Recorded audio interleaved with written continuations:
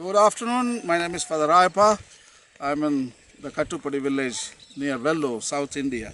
Today I'm going to talk about Misericordiae Vultus. Pope Francis is writing on the year of mercy. Misericordia means mercy, Vultus means face, the face of mercy. So I'm going to read paragraph number 10, in which Pope is writing about the church's mission should be based on mercy. And also is admitting that in the past church has been very much focused on justice, regulation, legislation, authority.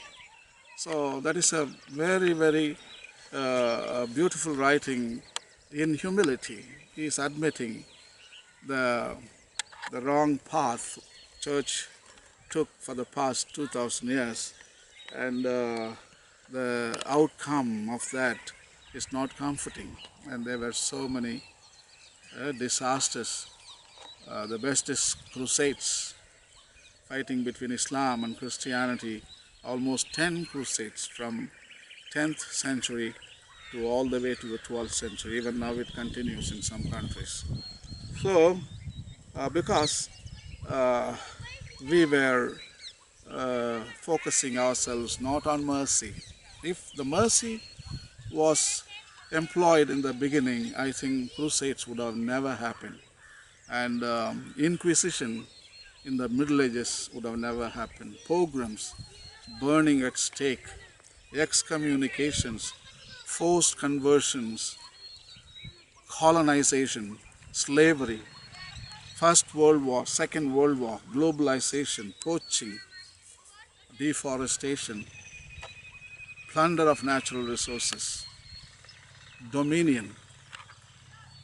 All these things would have never happened. So I think Pope realizes now we should change or we should adapt.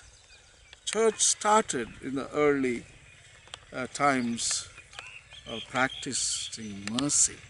And then slowly after the Constantine in the 4th century slowly drifted into administration, regulation, manipulation, all that kind of politics. And then in the Middle Ages it went to the climax, it peaked. So the authority and the hegemony. And slowly now church is coming to the grassroots level, to basics. What is the basic? Basic is mercy. So I think church is taking up again the mission in a renewed way, and also at the same time feeling sorry for what had happened in the past. And now we have to show a new path. So when we employ mercy, I think we can reduce the negative impact in the world. So I'm going to read for you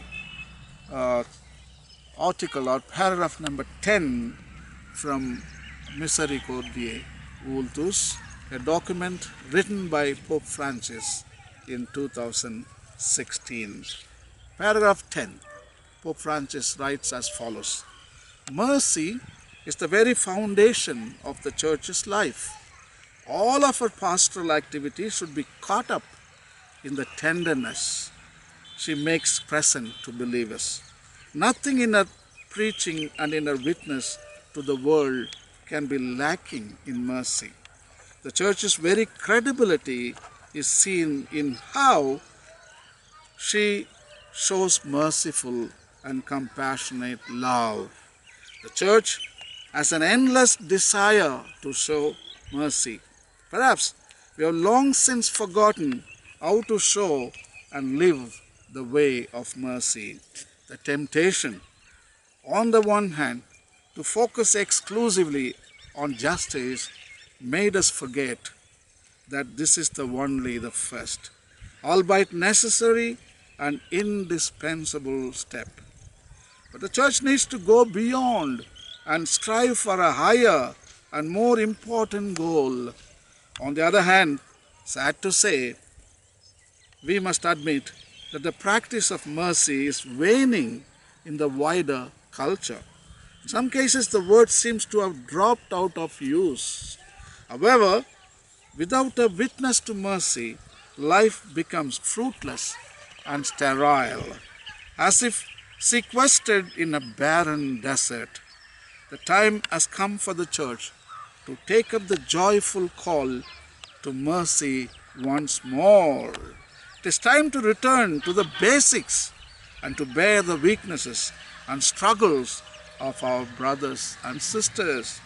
Mercy is the force that reawakens us to new life and instills in us the courage to look to the future with hope.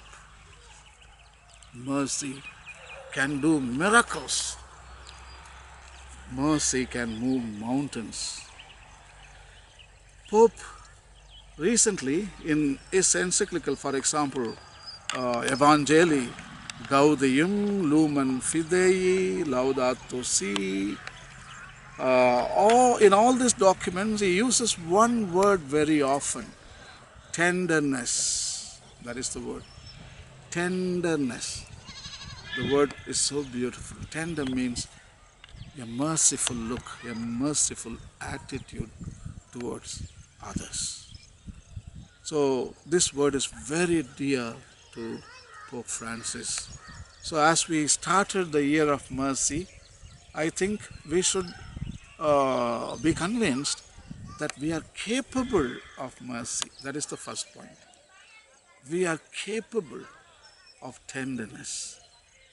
At the same time, the other people also, there are people around the world, not only humans, the little creatures like the sheep, cows, the land, the trees, the mountains, all of them can appreciate mercy or tenderness. In other words, they need our mercy and tenderness. And if we show and if we give our compassion to all of this, I think we have included the lifestyle of Jesus. We are following the lifestyle of Jesus, because Jesus Christ was the symbol of mercy.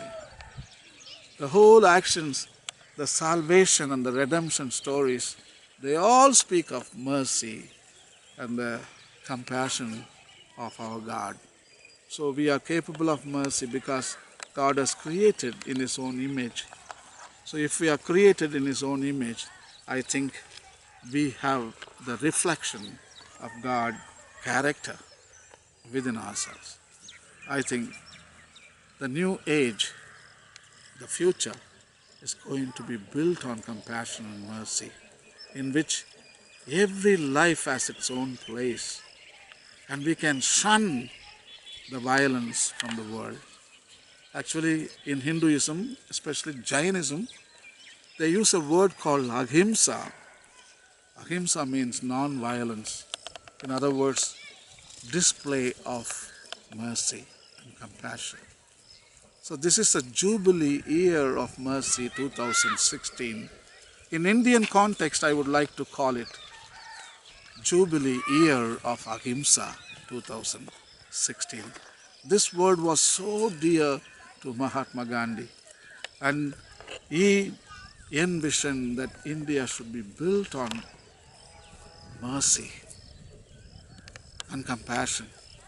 Compassion to people, compassion to land and water and resources, compassion to neighbors, compassion to the cosmos. He used a beautiful word called sarvodaya. That means the upliftment of all. So because you have compassion, you can uplift everything, uplift them all. So everybody should live in peace, happiness and joy.